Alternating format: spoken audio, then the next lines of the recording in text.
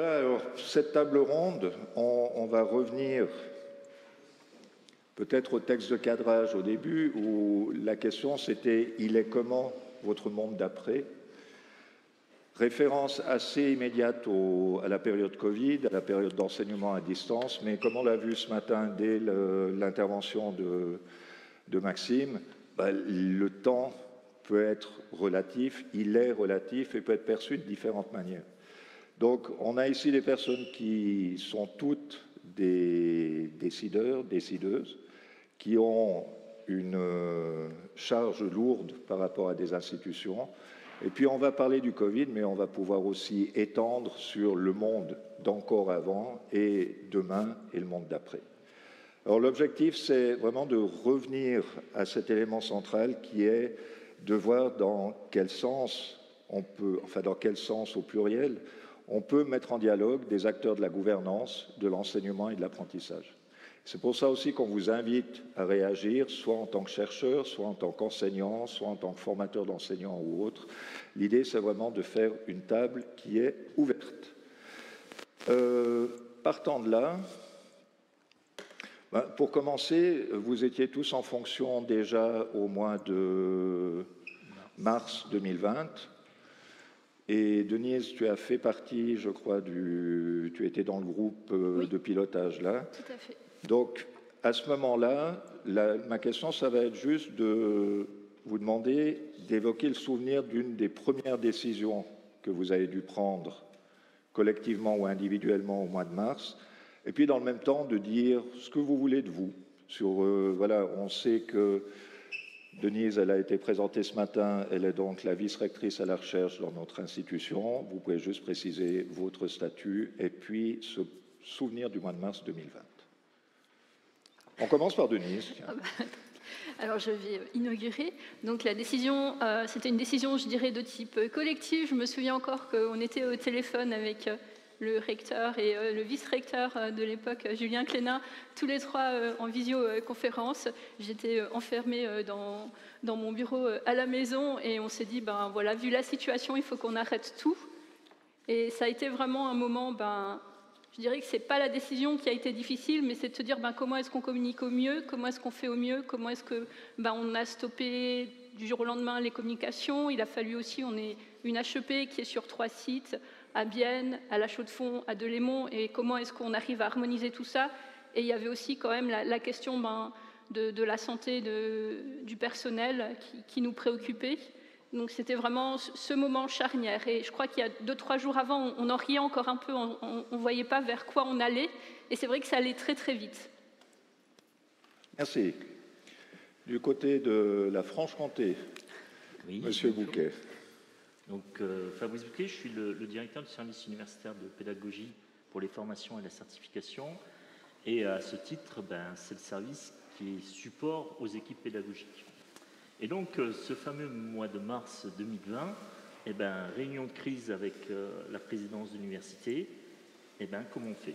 Comment on fait, sachant qu'on ferme tout, que les étudiants sont envoyés chez eux, et que le semestre est loin d'être fini, et donc va se poser ces questions-là. Donc, on se laisse 10 jours pour accompagner les équipes, et on reprend les cours dans 10 jours. Comment on fait? Voilà, ça a été la décision. Donc on a mis en place des modules de formation. Moodle est notre ami, il a été énormément. Et ensuite, on a essayé des outils. Donc on a essayé Big Blue Button, par exemple, avec les difficultés de saturation qui étaient associées. On a fait du Teams, parce qu'on a la chance d'avoir ces licences-là aussi. Donc on a essayé, les collègues ont aussi fait des essais de leur côté. Et ce qui est assez... cette mobilisation a été extraordinaire de toute l'équipe, de tous les enseignants, dans la mesure du possible. Bien sûr, il y a toujours des collègues qui ont eu des difficultés, mais quand je regardais pour justement préparer cette table ronde, j'ai repris un peu les chiffres, et ce qui m'a fait assez halluciner, c'est qu'on a mis en place ce module, et le lendemain, on avait déjà 130 personnes inscrites pour suivre la formation, pour avoir envie d'échanger, pour pouvoir répondre à l'attente de nos étudiants. À la fin du mois, on avait 300 personnes. 300 collègues. Fin mai, c'était 500 collègues. Voilà. Il y a eu une vraie mobilisation de tout le monde, cette envie de continuer à rendre ce service public de la part de nos étudiants. Voilà, certes, la décision était dure, mais en tout cas, voilà, tout le monde s'est mobilisé. C'est vraiment ça qu'on a pu apprécier. Et je parle des enseignants et enseignants-chercheurs, mais aussi tous les collègues, personnels techniques qui ont répondu, parce qu'il a fallu mettre en place des VPN, distribuer le matériel. Voilà, tout ça, toute la communauté a été là, et c'est vraiment quelque chose qui a été génial de mon point de vue. Merci beaucoup. Alors, je rebondis, je pense. Oui, du côté de... Du côté de la HEGVD, je me souviens que le 13 mars 2020, on avait une grande séance, et là, j'ai un peu paniqué. Je me suis dit, mon Dieu, comment on va faire? J'ai demandé à ma direction la possibilité de recourir à une consultante externe qui était vraiment spécialisée dans la technopédagogie, parce que moi, je suis conseillère pédagogique, mais la technopédagogie, c'est encore autre chose. Et je vais vous dire quelque chose de politiquement très incorrect. Moi, je me suis royaumée pendant cette période en tant que conseillère pédagogique. Déjà parce que j'ai eu le feu vert de la direction pour faire une mini task force. On était 3. Il y avait un professeur qui était très à l'aise avec les technologies, moi comme conseillère pédagogique et cette consultante. Et on a eu la même expérience que vous. On a envoyé une enquête le même jour pour savoir le niveau de compétences digitales où on pouvait aller aider les gens. On a eu en 24 heures un taux de réponse extrêmement élevé, genre 80% de répondants. Et puis après, on a vraiment pu faire une offre de formation ciblée. Je dirais qu'il y avait 3 niveaux de formation. Il y avait les webinaires où on avait chaque fois 70-80 personnes. On en a fait une vingtaine. Il y avait un module Moodle aussi avec des formations sur lequel on mettait bien sûr les webinaires enregistrés. Puis on faisait du one-to-one à la demande. Et dans le fond, en tant que conseillère pédagogique, ça a été génial parce qu'il y a des gens qui sont venus à moi et à la task force, si on veut bien, alors que je courais après depuis des années. J'essaie de les faire venir, j'essaie de faire des lunchs pédagogiques, des cafés pédagogiques, puis il n'y avait pas beaucoup de répondants. Et là, tout à coup, ils étaient là. Non seulement ils étaient là, mais ils étaient preneurs et ils étaient positifs, ils étaient reconnaissants qu'on leur offre ce service-là. Alors bien sûr qu'il y avait une préoccupation pour la santé des collègues, ça c'est une réalité. Alors, j'occultais ce point-là parce qu'on avait quand même tous ce souci-là. Mais dépasser ça, eh bien, ça a été génial parce qu'on a vraiment pu construire, co-travailler ensemble. Après, il y a des collègues qui ont développé des modules, qui les ont mis à disposition des autres. Et il y a eu une espèce d'effervescence positive et de soutien et d'échange que j'avais jamais connue en présentiel, en fait, en one-to-one, en face. Donc, voilà. Et à part ça, je suis conseillère pédagogique, je suis enseignante, donc à la HEGVD, et je fais aussi de la recherche en éducation. Et donc, tout ça, c'était un formidable levier pour... Puis, j'ai envie de dire encore un truc, si j'ose, avant de passer la parole.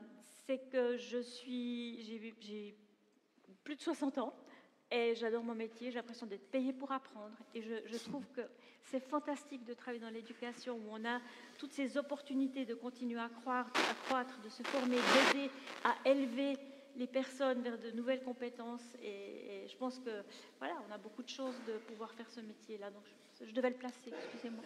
Merci. Ça place tout de suite la barre haut. C'est pas le but, mais non. Et M. Margueron, donc. Donc moi, je suis enseignant à Sup Microtech à NSEM. Et donc, je suis chargé de mission à l'innovation pédagogique. Et donc, pour revenir sur 2020, le problème qui s'est posé technique, c'était de savoir comment ça marchait Teams. Le vendredi, nous, ça a été... même moi, je ne savais pas l'utiliser. Voilà, et qu'une semaine après, à peu près, même certains avant, ils donnaient déjà cours sur Teams, avec tous les problèmes qu'il y avait, qui étaient la santé mentale éventuellement de collègues, mais ça, je n'ai pas participé, mais c'était de savoir comment réagissaient les étudiants. Et ça, c'était un autre problème, on ne savait pas du tout, on avait plein de problématiques qu'on pouvait se poser. Notamment, ils ne mettaient pas leur caméra, et donc on ne savait pas s'ils étaient là.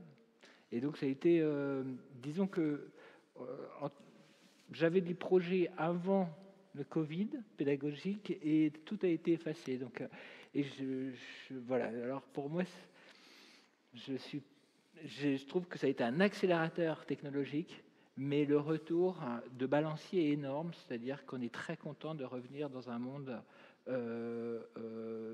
face-to-face. On va y revenir tout à l'heure. Alors, bien entendu, je ne vais pas demander au public d'évoquer chacun de ses souvenirs. Vous comprendrez que là, on fait vraiment un tour de table. Mais avant de rebondir sur ce que vous avez dit, on va juste faire un petit jeu. C'est aussi, je me permets juste un petit moment personnel. Kika, c'est le surnom de ma maman Francisca qui va fêter ses 90 ans, ainsi que mon papa cette année. Donc, le jeu du Kikadi, vous connaissez, une citation, un auteur. Vous allez devoir reconnaître ce que vous avez écrit et assumer peut-être ce que vous avez écrit. On fait un exemple, ce n'est pas vous, mais c'est quelque chose, je crois, cette citation-là, qui nous touche, nous, autant du côté de la Franche-Comté que de la Suisse, c'est la taille de nos effectifs, la taille de nos institutions. Personnellement, je travaille aussi à l'Université de Fribourg, qui a une autre dimension que la HEP. Comme Denise le disait, il y a 3 sites à la HEP, il y a des problèmes géographiques, etc. On a en Suisse des gros cantons comme le canton de Vaud ou le canton de Genève qui ont des moyens financiers que nous n'avons peut-être pas toujours de notre côté. Et puis, quelqu'un a écrit « Le trop petit et éparpillé est ridicule ». Pour offrir des formations de ce niveau, la réorganisation des formations HES est indispensable. Mais ce n'est pas parce qu'on est grand et concentré qu'on a la garantie d'être le meilleur. On regrette vraiment que Mme Brigitte Bachelard ne soit pas là aujourd'hui parce qu'on aurait pu apprécier. C'était dans une interview en 2007, quand elle est devenue la directrice de la HEE Arc. Ça va le principe? Je vous dirais même de ne pas vous retourner. Ah oui, pour avoir juste l'audio. C'est plus difficile à l'audio encore. Voilà. Non. Son utilisation comme substrat haute température, sans perte et très inerte, a révolutionné la croissance de nouveaux matériaux technologiques comme les semi-conducteurs grand gap de GaN, les résonateurs ultra stables ou la croissance de ferroélectriques LIN-BO3 pour les filtres acoustiques 5G. Alors, je sais que c'est pas moi. C'est le saphir. C'est le saphir. C'est le saphir. C'est-à-dire? C'est-à-dire que c'est le substrat qui est utilisé maintenant dans ces technologies. Donc, c'est moi. Donc, c'est bien. C'est facile. Hein. Enfin, je pense que Ariane non plus. Non, alors là, voilà, c'était dans un article, oui, rubis, alumine, corindon ou saphir, plusieurs millénaires au service des révolutions technologiques et scientifiques. Pour vous dire que les décideurs ne sont pas que des décideurs, c'est aussi des chercheurs, c'est aussi des enseignants, c'est aussi des personnes qui... Eh bien, une magnifique citation, là. Vous êtes prêts? Au fil de cette première année, j'ai appris à mieux connaître les faiblesses de mes étudiants et ainsi à mieux les aider dans l'atteinte des objectifs. J'ai également reçu une grande leçon d'humilité en admettant que ma perception des faiblesses des étudiants ne correspondait le plus souvent pas à celles qu'eux-mêmes identifiaient. ça pourrait être moi. Ça peut être, oui. C'est Ariane Dumont. Est-ce que vous vous souvenez de... Dans le temps? L'article du Non. temps. Dans un ouvrage dont a parlé ce matin Marcel Lebrun, La pédagogie des classes inversées. La pédagogie des classes inversées, où il y a des articles de Marcel Lebrun, il y a des articles d'Ariane, et puis du regretté Denis Berthiaume, qui nous a quittés l'année passée. Il y a pile une année, hein, c'était. Donc, Marcel l'a recommandé ce matin, je vous le recommande une deuxième fois. Il a été réédité, parce que là, il a marqué 2016, mais il a été réédité en 2022. Il y a des chapitres en plus. Ouais. Ouais. Et ça rentre aussi dans ce qu'on va discuter tout à l'heure, ces histoires de faiblesse. On l'a dit ce matin, la complexité du monde, la complexité du travail d'étudiants aussi, bah ça peut révéler certaines faiblesses qu'on n'imaginait pas. Je ne vais pas le lire en anglais parce que j'ai un accent valaisan qui ressort fortement. Donc vous avez la traduction en dessous. Les analyses colo-structurelles ne rendent pas obsolète le travail d'interprétation d'un analyste humain. Ben, c'est aucun d'entre vous. Parce qu'il était prévu, je crois, qu'il nous rejoigne aussi, et puis finalement, il s'est perdu en route, je pense. Malgré ces contraintes de mise en œuvre, nous voulons aborder les 4 compétences d'apprentissage des langues tout en respectant la cohérence avec les thématiques disciplinaires des étudiants et assurer un travail dans la durée. Vous avez vu le sourire qui est monté. Bon, ça devient plus facile hein, au fil du jeu. Oui, il reste plus que 2 Bah ouais. Ouais. C'est un gros projet que vous avez là dans le cadre de votre institution. Si vous pouvez juste l'évoquer aussi, parce qu'on va y revenir tout à l'heure. Donc l'idée, c'était de pouvoir permettre aux étudiants qui sont dans le cadre de l'enseignement à distance de pouvoir apprendre les langues, en particulier la langue anglaise. Et donc, on a essayé de trouver une formule qui permet d'aller chercher les différentes compétences nécessaires, donc compréhension du vocabulaire, compréhension orale, compréhension écrite, expression orale et expression écrite. Et donc, tout l'enjeu a été de réaliser un module qui se déroule sur la totalité de l'année, en contrôle continu, pour justement mobiliser le plus possible, le plus longtemps possible, ces différentes natures d'apprentissage. Donc c'est des choses qu'on a mis en place, qu'on a affiné, et aujourd'hui on est assez contents, et les étudiants sont très contents. Voilà. Précédemment, on était dans le vieux enseignement à distance, comme a parlé Marcel ce matin, où on avait un PDF disponible sur Moodle. Alors que là, voilà, on a des éléments interactifs, des sons, ils font de la prononciation, on est sur d'autres dimensions. Merci. Ça répond aussi peut-être à des questions qu'il y a eu ce matin sur le fait qu'un certain nombre d'enseignants ou d'institutions ont l'impression que le changement est trop ample, trop difficile, etc. Puis finalement, on voit que ça se fait. Et l'importance de ces colloques, c'est aussi ces échanges où l'on voit que finalement, ça s'est mis en place d'une manière ou d'une autre. Là aussi, avec une belle équipe pédagogique qui a cru au projet. Nous, on les accompagne pour créer ça. On faisait remonter le besoin, mais c'est aussi tout le travail des collègues enseignants qui interviennent dans les cours, et qui ont porté ce projet et qui ont permis de l'amener au bout. Merci. Bon. C'est pas moi. Qui ça peut être? Donc, c'était dans un article dans un ouvrage qui est disponible également en ligne. C'est donc bien, Denise, c'est toi. Tu vas le reconnaître. Et c'est intéressant, je l'ai sorti complètement de son contexte, vous allez le découvrir après, ce contexte. Mais en repensant à cette période Covid, cette phrase, elle prend un autre sens. Dans ces périodes, les personnes peuvent compter sur un ensemble de ressources, parmi lesquelles des objets culturels significatifs. Ceux-ci prennent alors une fonction bien particulière, celle de pérennité. Ils participent au maintien du sentiment d'identité chez les individus. Et je crois qu'on l'a tous vécu dans nos institutions, ces étudiants ou ces enseignants qui tout à coup basculent, ne sont plus en équilibre parce qu'il leur manque leur bureau, il leur manque leur salle de cours, il leur manque des espaces, des lieux, des objets dont ils ont l'habitude. Mais là, ça n'a rien à voir avec le Covid. Non, alors sauf erreur, c'était en lien avec mon objet de recherche durant la thèse, donc des enfants en itinérance géographique, donc des enfants qui sont amenés à déménager fréquemment en raison de la profession de leurs parents. Et j'avais mis en place une méthodologie où je les rencontrais 2 fois. Et donc la première aussi pour gagner leur confiance, parce que c'est pas évident pour des adolescents de se confier. Et la deuxième fois que je les rencontrais, je leur demandais de me présenter des objets et de me raconter en fait l'histoire de ces objets. Et en fait, c'était un médium vraiment, parce que la thématique de l'identité est quelque chose qui m'intéresse énormément, de voir finalement comment, malgré des déménagements fréquents, parce que très longtemps on disait mais pour qu'il y ait un bon développement, il faut rester au même endroit, il faut un cadre strict, etc. etc. Et là, typiquement, de voir comment se développe l'identité alors qu'on déménage fréquemment, que les cadres culturels changent, que les amis changent. Et en fait, à chaque fois, ce qui construit l'identité chez un individu, c'est aussi le regard des autres. Donc, ça veut dire à chaque fois que vous déménagez, vous êtes confronté à d'autres personnes, à d'autres regards, et votre identité évolue aussi en fonction de ça.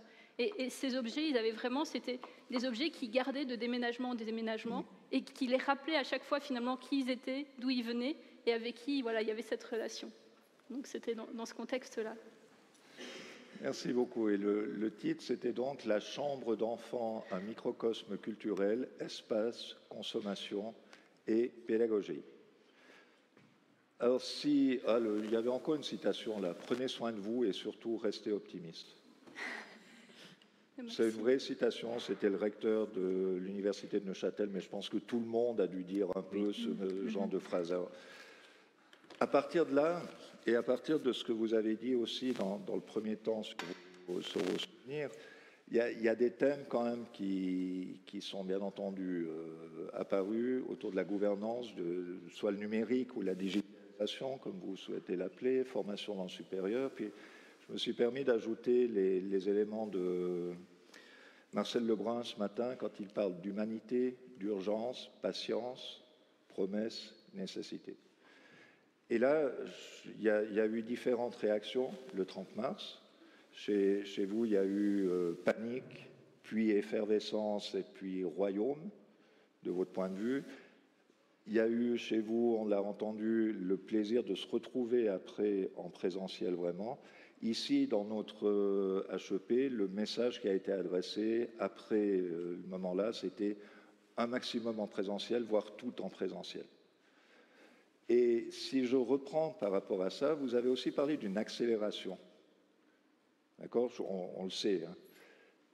Urgence, patience, promesse, nécessité. Est-ce qu'il faut une nouvelle crise pour que l'on accélère encore et puis que l'on stabilise ? Vous en êtes où, chacun dans vos institutions maintenant ? Je ne sais pas si c'est la conseillère pédagogique ou la vice-rectrice ou...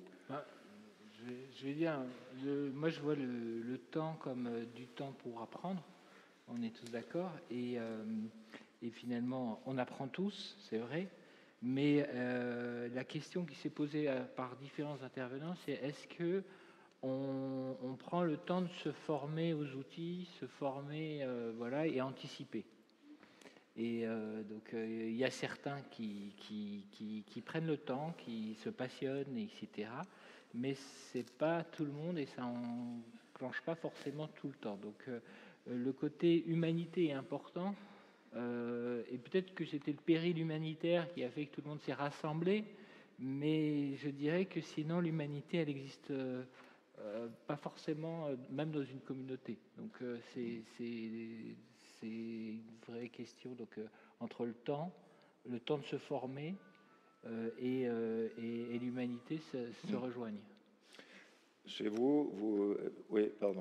J'avais envie de rebondir parce qu'il me regardait. En disant ça, il me regardait moi. Ah oui, allez-y. C'était regardé vers nous, mais... Allez, peut-être que je vois plus très bien, puis vous regardez les trois. Non, ce que j'ai envie de dire, c'est que c'est OK, comme enseignant du supérieur, de ne pas être complètement à jour avec les outils.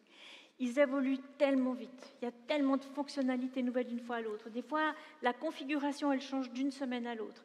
Donc, on doit vraiment trouver un moyen d'avoir une sorte de co-construction avec nos étudiants pour comme un bac à sable dans lequel on irait aussi tester un peu des fonctionnalités et accepter qu'on ne maîtrise pas tout.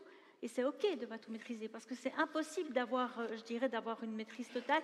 Ça, c'est un petit peu le problème d'enseignants du supérieur qui visent la perfection, souvent, puis qu'il y a des fois un peu le complexe de l'imposteur. Mais je vous invite à écouter, alors je veux faire un peu de pub pour mon podcast, un épisode de Pédagoscope, un podcast pédagogique, dans lequel Florian Meyer, qui est directeur du pôle des technologies éducatives à l'Université de Sherbrooke, parle de ça. Il parle de ces outils numériques et de comment se les approprier et comment finalement lâcher prise sur cette envie de tout maîtriser. Il dit également qu'il ne faut pas partir du principe que les étudiants sont des experts numériques et que quand moi j'ai des étudiants, des futurs ingénieurs en technologie de l'information et de la communication, et avec eux je fais des lectures collaboratives en ligne dans lesquelles ils annotent des textes sur un même document en ligne. Mais même des gens comme ça avertis, je prends un temps d'essai, un temps de formation en classe pour qu'ils s'approprient l'outil. Et je pense que ça, c'est des petites choses qui font que non seulement ils vont voir que vous essayez, en tant qu'enseignant, de leur ramener l'outil, mais que vous, pour vous aussi, parfois, il y a des éléments qui sont inconnus ou que vous ne maîtrisez pas complètement. Donc je dirais qu'il faut être un peu humble par rapport à ça. Et j'ai aussi envie de dire deux autres choses, si j'ose, puis après je me tais un petit moment. Ce que j'ai envie de dire, c'est qu'il ne faut non plus pas multiplier les outils. d'avoir trop de plateformes pour que les étudiants se connectent avec un prof tel sur tel système, avec une prof tel autre et tout. Il faut essayer de se coordonner pour limiter le nombre d'outils, pour leur faciliter aussi la vie. Et puis, je ne sais plus ce que je voulais dire d'autre, donc je vais arrêter là. Si. Encore. Ça allait être intéressant. Non, mais c'est important je sais ce que je veux dire, c'est qu'en soi, les enseignants du supérieur, en règle générale, c'est pas forcément des férus de technologie, c'est pas forcément des geeks. Et j'en ai accompagné, ça fait 20 ans que je fais du conseil pédagogique. Mais quand ils voient un intérêt pour l'expérience d'apprentissage de leurs étudiants, ils font l'effort, ils s'impliquent. Et ça, on l'a bien vu pendant le Covid. Hein. Et ils s'adaptent, ils vont chercher. Mais on peut pas leur demander de rester à jour sur tous les fronts, sur les nouvelles fonctionnalités des outils, sur les nouvelles recherches dans leur domaine scientifique, etc. Donc, c'est un petit peu lâcher ce perfectionnisme qui, par ailleurs, peut conduire au burn-out, qui est aussi un sujet qui me passionne. Mais bon, on refera une journée. Merci beaucoup. Chez vous, vous avez parlé du très grand engouement que vous avez eu pour les formations sur le moment. Est-ce que ça a perduré, ceci? Eh bien non. Ouais.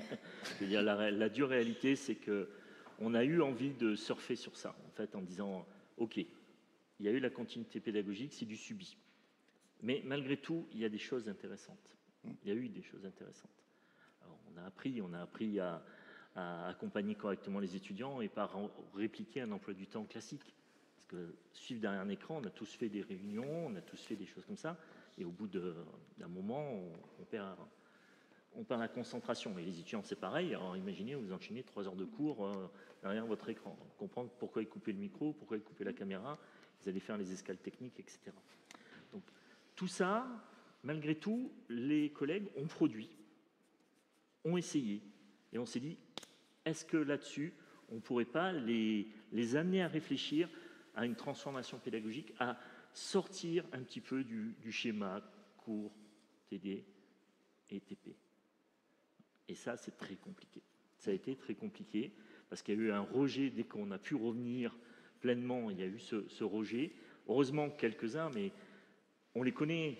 Il y a toujours les chevaliers blancs qui ont envie, qui sont hyper investis et qui ont continué. Et malgré la volonté de la gouvernance au sein de notre établissement, de mettre des appels à projets pour apprendre, pour essayer de comprendre ce qui a été mis en place, d'avoir une vue complète.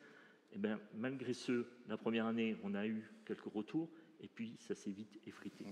Et aujourd'hui, voilà, on a quelques collègues qui font de l'hybridation, qui utilisent justement cette notion de petites briques pour penser différemment, et c'est ça qui est important. Moi, au-delà de l'outil, c'est réviser sa pédagogie, en tout cas son approche pédagogique, l'outil n'étant qu'un moyen, même si souvent les personnes viennent nous voir avec leurs questions sur l'outil. Et pour nous, c'est un petit peu le pied dans la porte, l'outil.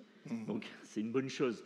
Mais on aimerait, en tant que pédagogue, de dire, oui, au-delà de la mise en œuvre, repense, réfléchis à comment tu le mets en œuvre, pourquoi tu utilises cet outil-là, à quel est le service rendu auprès de l'étudiant, dans ton message, dans ce que tu veux faire passer. Voilà. Et c'est un peu la frustration, elle est là, c'est que, certes, il y a une super accélération, mais aujourd'hui, on a du mal à rebondir. Par contre, il y a eu des accélérations sur l'utilisation du matériel informatique. Aujourd'hui, il y a aussi des volontés politiques qui câblent, etc. Donc ça aussi, ça a aidé. Nous, on fait par exemple passer des examens complètement à distance aujourd'hui. Avant le Covid, on avait 15% des étudiants qui voulaient le faire, qui ne pouvaient pas, à cause d'équipements, à cause de la bande passante, de la qualité de leur connexion. Aujourd'hui, on est à moins de 1%. Et donc, on a la moitié de nos examens qui se déroulent dans cette modalité. C'est assez impressionnant de voir la réalité de l'accélération. Voilà. Et ça rejoint pas mal de choses qu'a souligné Marcel ce matin sur cette nécessité de repenser sa pédagogie. Moi, je donne un module à la formation didactique qui avait été fondé par Bernadette Charlier à l'Université de Fribourg. Et je vois bien, j'ai des enseignants de droit, d'économie, etc. qui viennent, des professeurs. Et la pensée que l'enseignement académique n'est pas un professeur qui donne son cours est encore bien en place. Et cette difficulté-là technique, si je peux juste m'arrêter peut-être sur la technique, parce qu'aujourd'hui, on a 2 personnes qui sont là, depuis un moment avant, puis on les remercie parce que ça n'a pas été simple ce matin, vraiment merci. J'ai quasiment rien à faire avec l'ordinateur, mais moi si je donne mon cours et que je dois gérer à la fois la classe Il y a le risque et technique. voilà.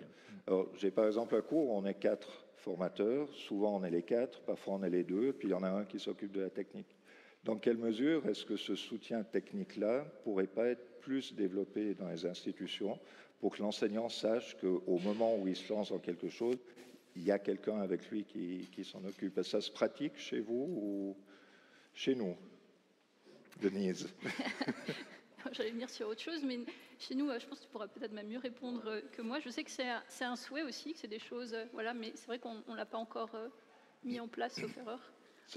Mais on tend vers ça et on a un soutien qui va là-dedans. Mais voilà, je sais que certains collègues à l'interne aimeraient que ça se développe de plus en plus et on se retrouve toujours finalement voilà, entre des volontés diverses et qu'est-ce que l'on peut mettre aussi en place pour que ça corresponde.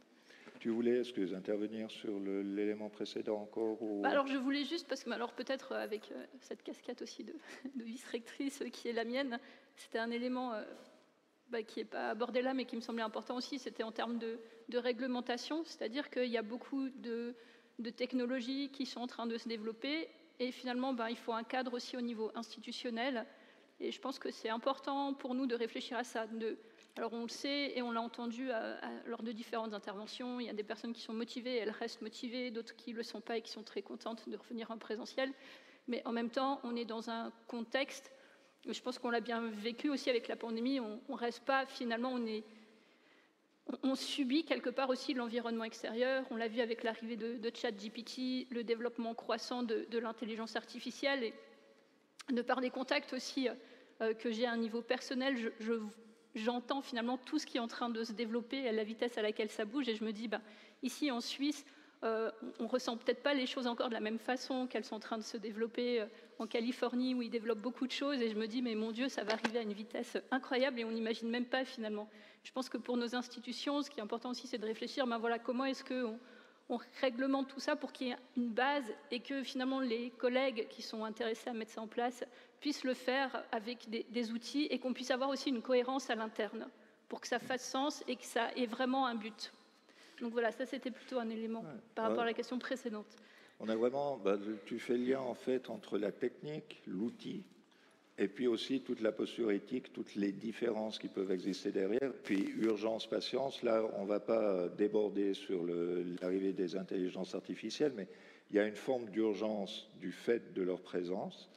Puis dans le même temps, on aimerait avoir le recul qu'on n'aura jamais. On sait qu'on n'arrivera jamais à avoir ce recul.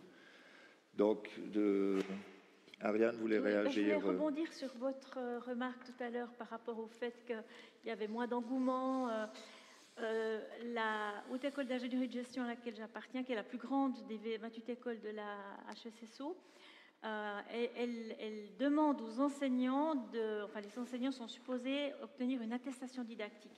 Cette attestation didactique, elle se base sur 3 critères. Avoir suivi au moins 15 journées de formation, donc de formation pédagogique, offerte par le Centre de développement professionnel de la HESSO, avoir eu ces enseignements évalués et une recommandation de la direction qui se base notamment sur ces évaluations, et puis avoir enseigné un certain nombre d'heures. Et dans mon école, la direction, elle veut donner un signal fort, comme quoi la pédagogie est importante. Ça veut dire que chaque nouvel enseignant, il est invité par le conseiller ou la conseillère, en l'occurrence moi, invité à une rencontre, il reçoit un livre sur la pédagogie, il reçoit une offre de formation, on lui explique comment ça fonctionne, on prend un premier contact, et le message, il est simple, il est de dire, voilà, vous avez été embauché parce que vous êtes le meilleur dans votre domaine, mais là, on va vous demander un métier pour lequel vous ne savez peut-être rien. Et puis c'est OK. Et puis il y aura peut-être des errances, puis on va être là pour vous aider, et puis on va vous accompagner. Et je crois, alors du coup, je pense que c'est à cause de ces raisons-là, en fait, l'engouement n'est pas retombé chez nous. Au contraire, je dirais qu'il y a beaucoup plus de demandes, beaucoup plus. Les formations du Centre de développement professionnel sont presque systématiquement complètes, et il y a beaucoup de demandes de rencontres individuelles. Donc, je dirais que voilà, on a peut-être ces leviers qui aident beaucoup. Un bon appui politique peut aider, en effet. Oui. Et juridique des fois, maintenant, c'est obligatoire d'avoir une formation pour les primo-arrivants. Oui, c'est Voilà, ça. donc, mais tu parlais de gouvernance en fait, la gouvernance, c'est donc cette implication technique et du corps. Et donc, moi, je pense que c'est très important d'avoir ça. Et peut-être que mon directeur Pascal aurait un mot à parler de gouvernance et de ce qu'il fait. J'allais justement inviter la salle parce que c'est un moment. Est-ce que vous avez des questions, des réactions, vu que vous êtes de différentes institutions et autres, si vous voulez intervenir là. Alors Pascal, il ne faut pas vous sentir obligé par... Mais merci pour...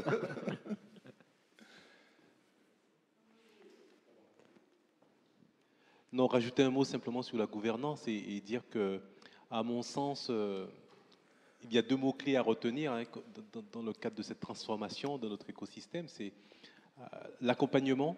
Je pense qu'on a parlé de formation tout à l'heure des acteurs, des enseignants. En fait, sans accompagnement, je pense qu'on aura du mal à aller vers cette transformation. Et puis, la deuxième chose que je voudrais ajouter, c'est qu'on ne fera pas sans intelligence collective.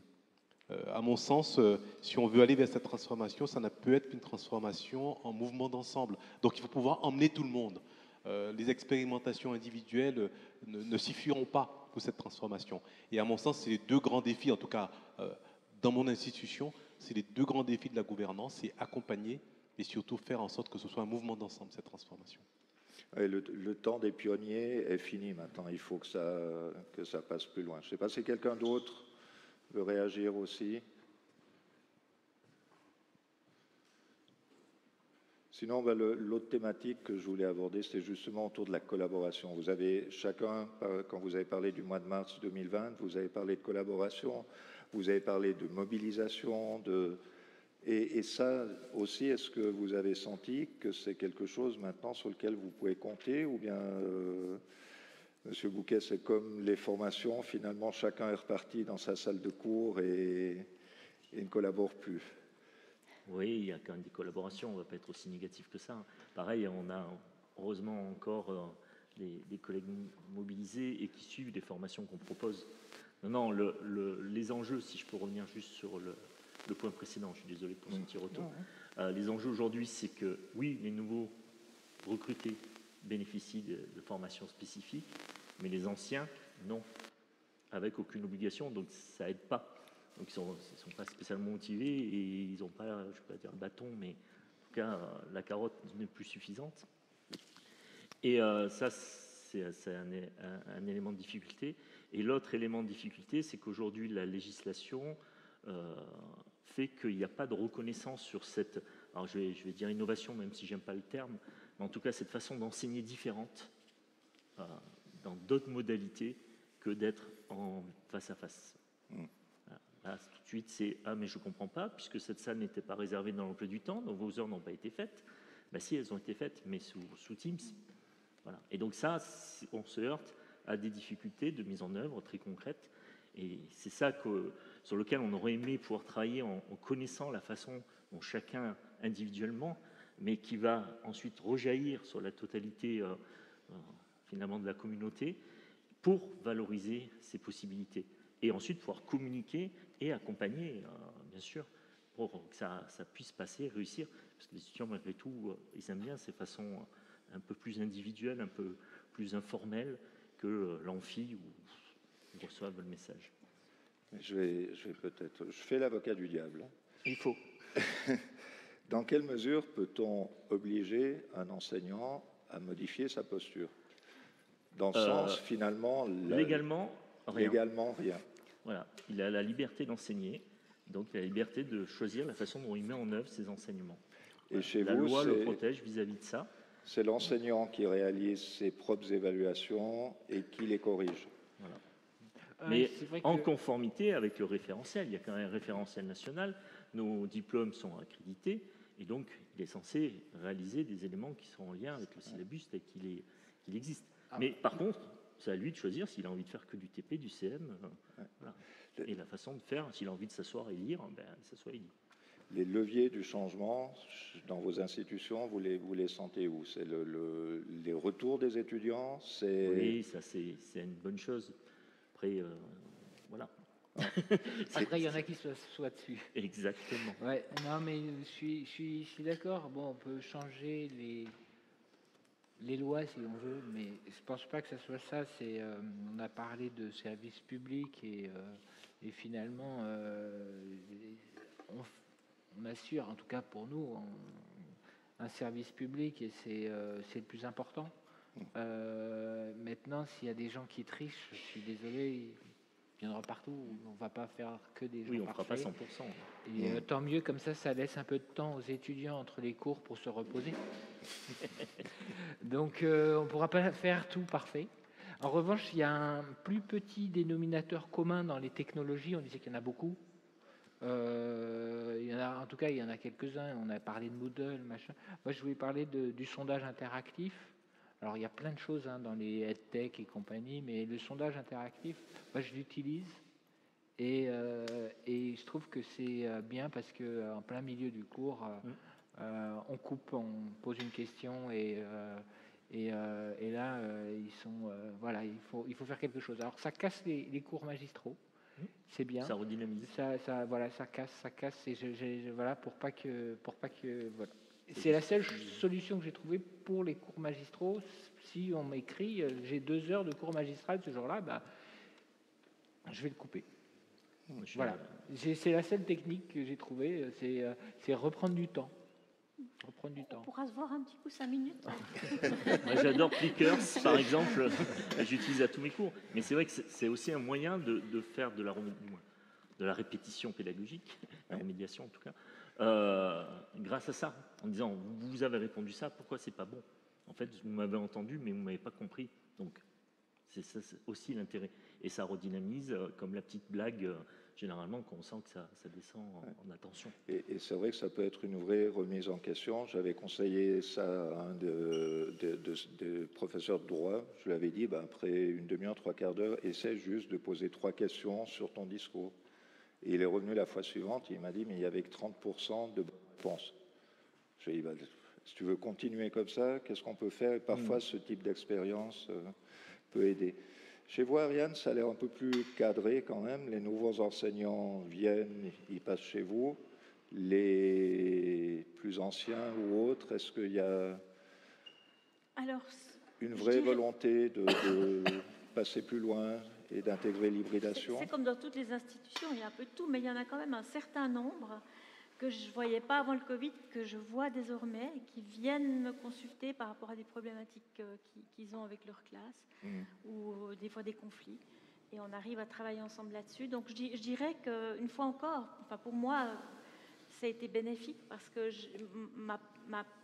mon rôle a été mis en lumière et j'ai été vraiment perçue dans un rôle de soutien et non pas un rôle de contrôle. Et ce rôle de soutien, il peut être qu'aidant quand on est face à une problématique puis on ne sait pas trop vers qui se tourner, parce que la solitude de l'enseignant du supérieur, c'est une réalité, il y a la littérature là autour, et c'est parfois difficile, surtout quand on est plutôt à tendance perfectionniste, de reconnaître qu'on n'arrive pas à faire face à certaines situations. Le conseiller pédagogique, il est là justement pour ouvrir des portes, créer du lien. Oui. Et je vous disais ce matin, je suis responsable du centre de soutien à l'enseignement et du développement de la formation. Je remercie d'ailleurs notre ancien vice-recteur d'avoir mis en place ceci. Je ne sais pas si le Covid a joué un rôle là-dessus. Et il ne nous le dira pas. Mais merci. Tout ça, je ne sais pas s'il y a des questions, des réactions. Pardon. Oui, merci Julien. Alors, j'aurais une réponse de Normand, petit clin d'œil à nos collègues. Je pense que ça a favorisé, en fait, le Covid a favorisé la mise en place du centre. Mais c'est vrai que l'idée, elle émanait déjà d'avant, puisqu'on se rendait bien compte qu'on était dans une haute école pédagogique et en fait qu'on n'avait pas de centre de soutien, d'accompagnement de nos collègues formatrices et formateurs. Donc là, c'était même pas une question, on se devait de l'avoir, mais c'est vrai que du coup, avec le contexte sanitaire de l'époque, ça a peut-être mis en lumière et ça a exacerbé peut-être même certaines fragilités à un moment donné qui ont pu être identifiées telles quelles. Et puis voilà, vive le CEDEF. Merci, Ouais. monsieur. Et dans une haute école pédagogique, c'est encore plus difficile de proposer des formations à des gens qui sont là pour enseigner comment enseigner. Et il y a les formations qu'on met en place n'ont pas toujours leur public. De ce fait-là aussi, c'est difficile d'oser se remettre en cause quand on est didacticien d'une discipline. Donc je le comprends assez bien, ceci. Aussi, même si j'aimerais qu'il y ait plus de monde dans nos formations. On arrive quasi au bout. Il y avait une autre demande de prise de parole ici. Juste si je peux avoir la question. En fait, ce qui est intéressant dans ce qui était dit tout à l'heure sur le sentiment de danger, c'est-à-dire qu'on met en place de la technologie pour animer son cours. Par exemple, là, si on a un questionnement, on peut utiliser Wooclap, par exemple, donc il nécessite quand même un petit peu d'appareillage. L'intérêt, c'est aussi de proposer, nous, des salles d'expérimentation où la personne peut s'essayer, en s'entraîner, voir éventuellement des réactions. Voilà, typiquement, dans notre autre école, professorat, donc ce qu'on appelle l'INSPE en France, on a ce type de salle d'expérimentation. On a aussi au SUPEPSI une salle pour justement essayer d'avoir un peu plus d'automatisme, d'accompagner les collègues face à ce risque technologique et cette mise en danger. Parce qu'on est face à un amphi, on se plante, voilà, au bout de 5 minutes, ça ne marche pas, on commence à avoir des grosses sueurs. La posture de survie de l'enseignant novice. Hein, exactement, voilà, c'est le terme cherché. Merci. Ouais. Merci. Alors, je vous remercie déjà pour vos interventions. J'aurais juste une petite question. Il y a quelques mois, j'ai entendu parler des congés pour projets pédagogiques qui étaient offerts en fait aux enseignants-chercheurs qui le souhaitaient. Je me demandais s'il existait un équivalent en Suisse et en France, quels étaient les freins au fait que les enseignants-chercheurs ne mobilisaient pas ce genre de dispositif. Alors peut-être pour donner du contexte, Ouais, les congés formation, c'est l'équivalent des CRCT, donc c'est les congés recherche qui existent pour les enseignants-chercheurs. Et donc le ministère a eu la volonté de mettre en place ça pour avoir un projet pédagogique, pour pouvoir développer un projet pédagogique. Voilà. Et donc la question, c'est y a-t-il l'équivalent en Suisse sur une volonté de libérer du temps finalement aux enseignants-chercheurs, aux enseignants pour monter des projets spécifiques autour de la pédagogie. Oui. Après, ça peut être au cas par cas, mais oui, il y a la volonté d'accompagner les enseignants et leur donner cette liberté-là pour qu'ils aillent se former. Donc, ça veut dire qu'on leur donne moins d'heures de cours, en fait. Ou alors vraiment les dispense pendant du temps. un semestre pour qu'ils continuent à se développer professionnellement. Oui, moi j'ai eu cette chance. C'est comme ça que j'ai pu aller travailler à l'université de Harvard comme visiting professor.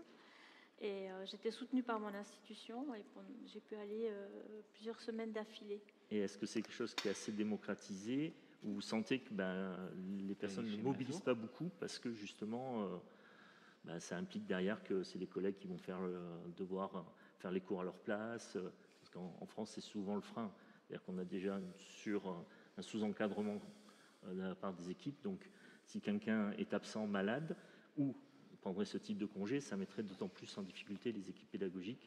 Et donc c'est pour ça qu'on sait qu'en France c'est peu mobilisé.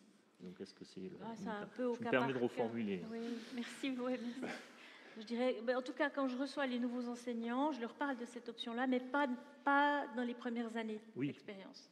Ils doivent quand même acquérir un certain bagage avant de pouvoir envisager de partir. Mais je sais aussi qu'avec, je ne sais pas si Christopher est dans la salle, mais oui, on a la possibilité d'offrir aux enseignants de partir 15 jours ou 3 semaines même, dans une école de leur choix, voir un professeur qu'ils admireraient, qui enseignerait le même champ disciplinaire pendant 3 semaines, d'assister aux cours, de partager et d'être remplacés aux frais de l'école. Et ça, c'est une option qui est présentée d'emblée quand ils sont reçus. Donc, je dirais, c'est peut-être pas toujours assez utilisé, en effet, mais ça existe et c'est communiqué. Super. Juste une petite chose avant de donner la parole à Denise. Il faut bien penser que chez nous, c'est un système fédéral. Donc, les institutions ont quand même pas mal de liberté ou non. Et là, chez nous, le soutien est présent, bien entendu. Oui, mais effectivement, mais comme ça a été évoqué, alors la possibilité est là. Après, je pense qu'elle est connue aussi des collègues. Mais c'est vrai que les limites ensuite, c'est les limites aussi institutionnelles, notamment financières, et les ressources en termes de temps, parce qu'à chaque fois qu'effectivement il y a un collègue qui prend un congé, il faut qu'on puisse après le remplacer derrière. pour donner des cours. Donc voilà, c'est toujours finalement un puzzle qu'on doit remettre à niveau. Merci. Tu parles de ressources en temps, il ne nous en reste pas beaucoup. Donc je vais vraiment vous demander en 30 secondes. Et je vais vérifier. Ah, pardon. Alors vous aurez 20 secondes. Ce n'est pas une question, mais c'est plutôt une réponse à la question. Alors effectivement, comme vous l'avez très bien dit, on est sur un système fédéral. Donc simplement pour me situer, je suis membre de la direction de la HEIGVD où travaille à Ariane. À la HESSO, tous les enseignants ont déjà par défaut à la base 10% de leur temps qui est destiné au perfectionnement personnel individuel. Donc c'est vraiment, ça représente un peu moins de 200 heures chaque année qui est destiné à leur formation pédagogique et à différentes formations. Donc ils peuvent l'utiliser pour participer à des conférences, ils peuvent l'utiliser également pour participer à des formations qui sont spécifiques à leur métier. Mais l'idée derrière, c'est vraiment de se perfectionner en tant qu'enseignant. Merci, merci beaucoup. On arrive vraiment au terme, donc je vous donne 20 secondes juste pour évoquer pour vous aujourd'hui le principal défi. Dans l'année à venir, sans penser le temps long, mais là maintenant, dans votre institution, lié avec ces thèmes de numérique, digitalisation, gouvernance, formation supérieure, principal défi, pas qui vous empêche de dormir ou autre, mais qui vous motive ou autre. 20 secondes. Je dirais que alors je partage avec le Brin d'avoir commencé en physique fondamentale et maintenant d'être dans une école de microtechnique. Et le changement d'enseignement, de discipline, etc., c'est un défi pour les enseignants pour se dire mais comment je change, comment j'évolue, et tout ça c'est important et il faut presque le forcer. Alors 20 secondes. Alors, je ne peux pas répondre en 20 secondes, mais je peux vous inviter à écouter le prochain épisode de Pédagoscope. C'est un pur hasard, mais c'est Didier Paclin qui va parler de leadership pédagogique. Il a conseillé des ministres en France, au Québec, sur les politiques institutionnelles justement face au changement. Et je trouve qu'il a une posture vraiment assez différente et intéressante. Donc je vous invite à l'écouter. Vous aurez plein de réponses à cette question. Je dégage un peu encore d'air. Deux enjeux, réussir à libérer du temps. Voilà. De la part des collègues, enseignants-chercheurs, qui sont déjà très mobilisés sur toutes leurs activités. Et c'est pour ça que généralement, ils peuvent peu investir. Et on a une révolution en France, l'approche par compétences. Et donc réussir cette transformation et réussir réellement à la mettre en œuvre. Voilà, on l'a vu sur le papier, c'est très bien. Et donc l'étape suivante, c'est comment on fait ça avec, entre autres, l'utilisation du portfolio pour amener les preuves, pour construire tout ça. Hop, j'ai fait 20 secondes. Merci. Donc, je dirais que c'est peut-être en lien aussi avec la conférence de ce matin, c'est vraiment de ne pas oublier que finalement c'est l'humain qui est au centre et que ce qui est important, c'est pas le numérique en tant que tel, c'est comment on l'utilise et comment il vient compléter aussi d'autres outils à disposition. Parce que finalement, ce qui est important, c'est, sans citer un ouvrage, c'est la diversité pédagogique, la diversité des enseignements. Pour faire aussi de la pub à nos éditions de la HEP Béjune qui ont un stand là dehors. Voilà. Voilà, merci beaucoup de votre participation, de votre réaction et autres. Merci à vous d'être restés jusque-là et vous êtes invités. Mais là, je passe la parole à Denise. Mais merci encore à vous. Merci, Pascal.